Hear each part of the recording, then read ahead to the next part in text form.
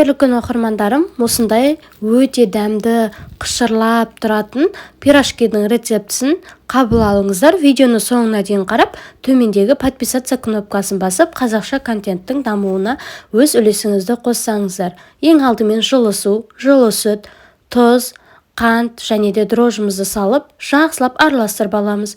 Мөлшерлерін төменге тастап кетемін, сол жерден қарасаңыздар болады. Және де сұйық май құйып, бір келкі қылып ерігенше араластырып аламыз.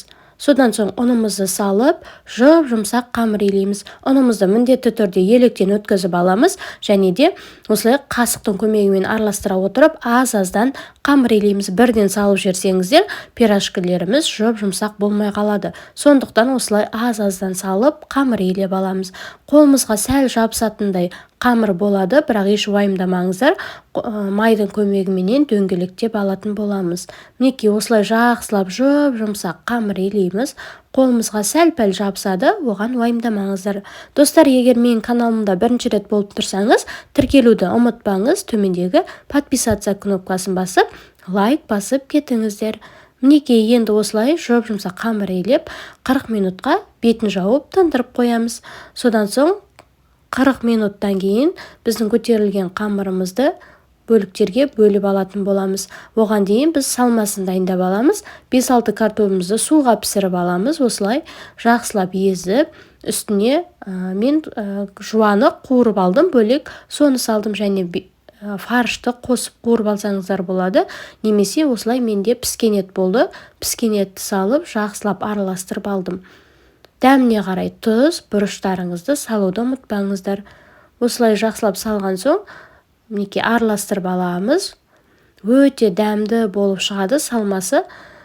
Егер де фарш қосатын болсаңыздар, жуанмен бірге қуырып алуды да ұмытпаңыздар.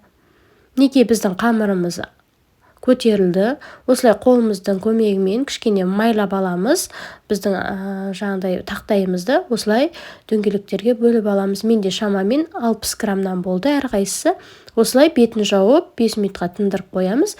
Енді пирожкилерімізді жасауға кірісеміз. Осылай дөңгелектеп жайып алып, қолымыздың көмегіменен мінекей салмасын салып, түйіп аламыз. Өте дәмді болып шығады, қараңыздар, әп-әдемі. Енді 5 минутқа тағы да тындырып, майымызды қыздырып, екі жағын қызартып қуырып аламыз. Мінекей осылай, осы қасықтың көмегімен үстіне майды құйып тұрсаңыздар, сіздің пирожкилеріңіз көтеріліп, жаңағыдай пешне болып шығады.